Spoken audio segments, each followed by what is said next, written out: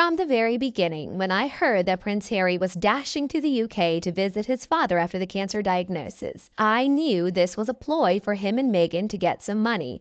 I knew that he wasn't rushing over to see his father out of genuine concern. I mean, come on. If Harry and Meghan really were concerned about the royal family and King Charles, well, then we would not have seen most of what we have seen from those two over the past 5 years or so. The truth is, Harry and Meghan only care about themselves. That is a point they have proven to us time and time again. And now, according to a new article out in Star magazine, the king knows exactly what Harry and Meghan are up to, and so he has taken the important step of cutting them out of his will. So Star has made this their cover story this week. We have King cuts Harry out of his will, greedy Sussexes lose claim to $34 billion royal fortune, William to rule monarchy as father's health fades, Charles battling memory loss and sleeping in oxygen chamber. Now, let's be fair about American tabloids. A lot of the stuff they print, you guys are right, is absolute tosh. But sometimes they are right on the money, because American tabloids are a bit freer to print information about the royal family without worrying about any kind of backlash. British tabloids are not in that same situation. British tabloids have to be a lot more careful than American tabloids do. Now, a lot of the stuff that's printed is still completely untrue. I agree with you all who say that. But sometimes, like today in this Star magazine article, sometimes I think they might be onto something. So let's go through this article together and see what we can piece together. So apparently when Harry flew to Britain to be with his father right after he had heard the news of the cancer diagnosis, Harry believed it was going to be some kind of heartfelt reunion. He thought all was going to be forgiven and he was going to be welcomed back, basically the story of the prodigal son. But apparently it didn't happen quite like that. According to a source who spoke with Star magazine, Harry had hoped for a longer meeting, but things were awkward and tense. He was hurt and felt like he'd been brushed aside. Well, I mean, why did he expect, though, to be welcomed back with open arms? That is something I still do not understand about Harry. It really does seem like he's completely unaware of all the damage he has done to his own family. But how? I mean, the attacks have been relentless, and they have certainly been intentional. Now, if Harry and Meghan were just living their lives and happened to hurt the feelings of the family by some kind of accident, by just doing something that offended them, but it was unintentional, then okay, maybe there would be a way back. But that's not what's happening here. I mean, Harry and Meghan made up lies about the family. They accused the family of some really horrible things just to make money. This is not something that's going to be immediately forgiven. A palace source has reported that Charles was touched by Harry's gesture of coming over, but his wife Queen Camilla and also the heir to the throne and Harry's brother Prince William reminded the king that Harry and Meghan chose to no longer be members of the royal family, and so they should be treated as the outsiders they really are. And reportedly, William is worried that Harry and his narcissistic snake of a wife, Meghan Markle, who of course did step down from royal duties and moved to California back in 2020, are just trying to get a piece of the $34 billion crown estate. And so William has made it his mission in life to make sure King Charles cuts the two of them out of his will altogether. The source says Charles is not obligated to leave Harry anything, and Camilla and William are urging him not to. They see the Sussexes as greedy fame seekers who can't be trusted, end quote. Well, I hope it's true that Camilla and William view Harry and Meghan as a couple of greedy fame seekers who cannot be trusted, because that's exactly what they are. I've always been worried about the king's soft spot for Harry. I mean, I think the king cannot be left on his own to make decisions about the traitors right now. Especially when he's worried about his own health, he might not be thinking clearly. So it is really important that he has good people around him to give him good advice, people like Queen Camilla and Prince William. And reportedly, Charles may be in worse shape than the public knows. On February 5th, let's remember, Buckingham Palace put out a statement announcing that a form of cancer had been discovered after King Charles had undergone a procedure to correct an enlarged prostate. Now, according to a source, although word is the cancer was caught early, there's concern it could turn into something worse and possibly spread to other organs, which could be a death sentence. Look, my friends, I don't want to speculate too much on what form of cancer the king has. Honestly, I don't think it's my business, and I trust that the king and his doctors and the people around him are doing whatever is necessary to make sure he gets the best treatment possible. But at the same time, I do think it's important that we don't just assume that he's going to recover from this.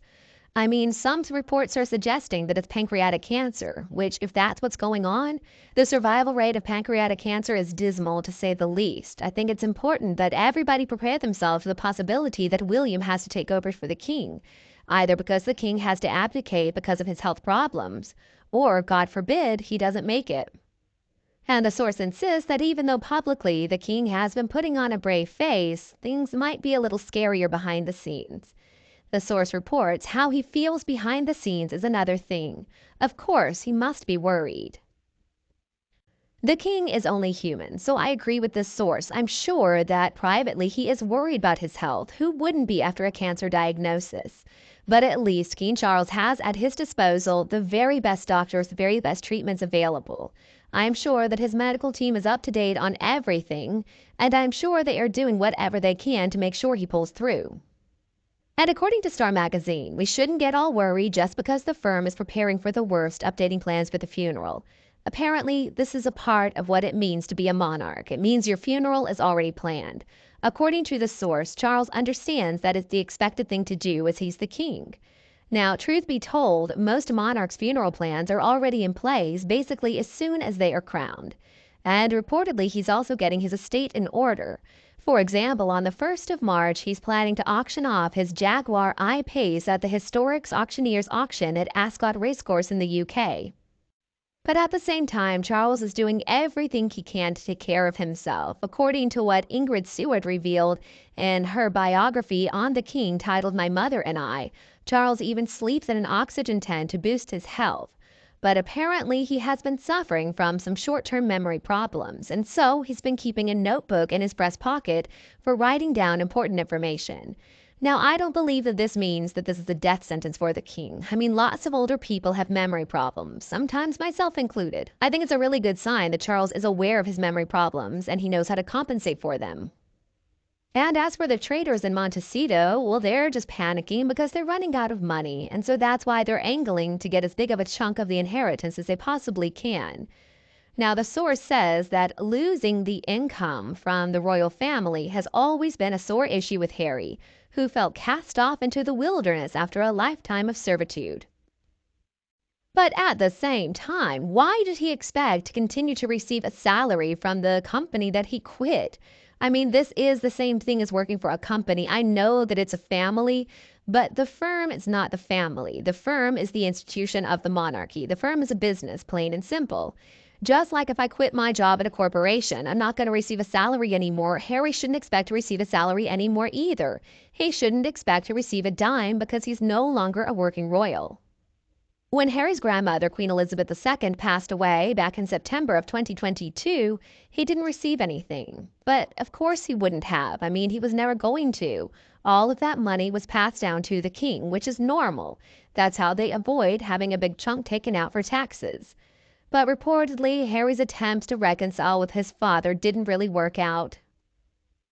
The source reports when Harry rushed to see his dad, Charles's aides and Camilla and William quickly reminded the king that Harry was no longer a part of the monarchy's rank order. Charles was able to squeeze in 30 minutes with Harry before he had to dash off. And the source is claiming that now reality is hitting Harry pretty hard. Harry's starting to understand that walking away from his royal life may not have been the best idea. The source says the consequences have been deeply felt. Well, good. I'm glad he's finally feeling the consequences. I mean, his whole life, Harry has done whatever he wanted to do. And the palace would just cover up for him, portraying him as this fun-loving, happy-go-lucky prince who maybe got in trouble sometimes, maybe was a little bit naughty, but overall was a good person deep down and deserved to be forgiven for all his antics. Well, not anymore. And the good news is, with William taking more of the responsibilities on, it sounds like there is no way back for Harry, thank God.